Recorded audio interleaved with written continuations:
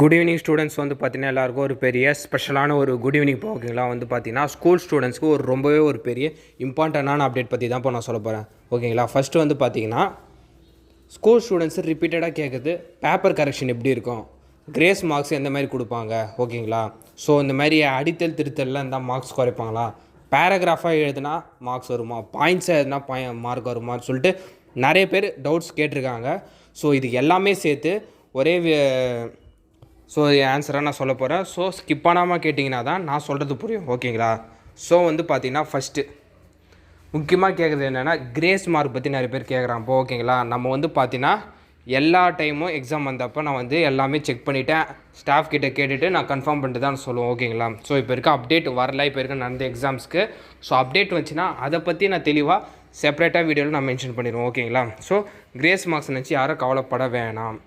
So next வந்து பார்த்திங்கன்னா exams வந்து பார்த்தீங்கன்னா பேப்பரில் ப்ரெசென்ட் பண்ணுறது மார்க்ஸ் எப்படி கொடுப்பாங்க, ஸோ கரெக்ஷன் லிபரலாக இருக்குமா இருக்காதான்னு சொல்லிட்டு கேட்குறாங்க.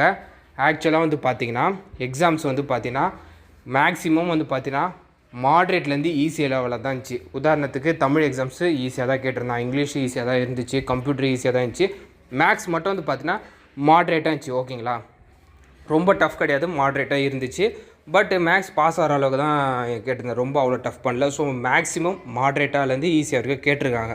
ஸோ அதனால் வந்து பார்த்தீங்கன்னா பேப்பர் கரெக்ஷன் வந்து பார்த்தீங்கன்னா மேக்ஸிமம் வந்து பார்த்தீங்கன்னா நார்மலாக தான் இருக்கும். ஸோ அதை பற்றி யாரும் கவலைப்பட வேணாம். ரொம்ப டஃப்பான கரெக்ஷன் பண்ணுவாங்க, ஃபெயில் ஆக சான்ஸ் அந்த மாதிரி எதனா ரூமர் சொன்னாங்கன்னா நம்பாதீங்க ஓகேங்களா. ஏன் சொல்கிறேன்னு வந்து பார்த்தீங்கன்னா எனக்கு தெரிஞ்சு பப்ளிக் எக்ஸாமில் ரொம்ப டஃப்பாக கரெக்ஷன் பண்ணி ஃபெயிலாம் பண்ணது கிடையாது. ஸோ அந்த மாதிரிலாம் நடந்ததில்லை.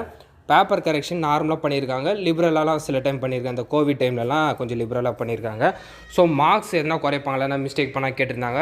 ஸோ அந்த விஷயத்தை மட்டும் தெளிவாக கேட்டுக்கோங்க, கேட்டுட்டு அந்த தப்பை பண்ணாதீங்க ஓகேங்களா. ஃபஸ்ட்டு வந்து பார்த்தீங்கன்னா பேராகிராஃபாக கொஷின் எழுதுகிற அந்த ஹேபிட்டை தயவுசெய்து விட்டுருங்க ஓகேங்களா. நான் இதை வந்து டீச்சர்கிட்டேருந்து எடுத்துன்னு வந்த ஃபீட்பேக் ஓகேங்களா, தயவுசெய்து கொஞ்சம் புரிஞ்சுக்கோங்க.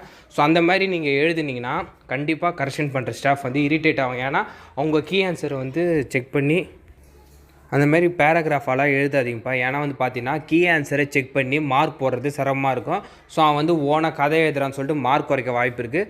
தயவுசெய்து நீங்கள் படிச்சதாக பாயிண்ட் பை பாயிண்ட்டாக எழுதுங்க. கண்டிப்பாக வந்து பார்த்தீங்கன்னா மார்க்ஸ் ஃபுல்லாக போடுவாங்க. தயவுசெய்து ஓவர் ரைட் பண்ணி எழுதாதீங்க. நீங்கள் ஒரு கொஷினை ஓவர் ரைட் பண்ணி எழுதுனா அந்த கொஷின் எதுவும் மிஸ்டேக் பண்ணிக்கிறான்ட்டு டீப்பாக செக் பண்ணுவாங்க, மார்க் குறைக்கிறதுக்கான வாய்ப்பு இருக்குது. ஸோ அது மட்டும் இல்லாமல் உங்களுக்கு எந்த கொஷின்ஸ்லாம் நல்லா தெரியுதோ அதை ஃபஸ்ட்டில் எழுதிட்டு தெரியாத கொஷின் லாஸ்ட்டில் எழுதுங்க, ஓவர் ரைட் பண்ணாமல் ஓகேங்களா. ஹேண்ட் ரைட்டிங் ரொம்ப அழகாக இருக்கணுமான்னு சொல்லிட்டு நிறைய பேர் கேட்குறாங்க, அப்படி இல்லைப்பா. ஸோ நீங்கள் புரிகிற மாதிரி ஸ்டாஃபுக்கு புரிகிற மாதிரி சிம்பிளாக நல்லா ப்ரெசென்ட் பண்ணாலே போதும். ரொம்ப அழகாக அந்த மாதிரி இருந்தோம் அந்த அளவுக்குலாம் யாரும் கேட்கல.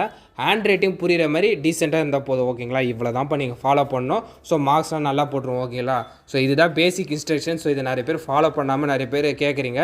ஸோ அதனால தான் சொல்கிறேன், மறக்காமல் இந்த அப்டேட்டை உங்கள் ஃப்ரெண்ட்ஸ் அண்ட் ஸ்டூடெண்ட்ஸ்க்கு ஷேர் பண்ணிடுங்க.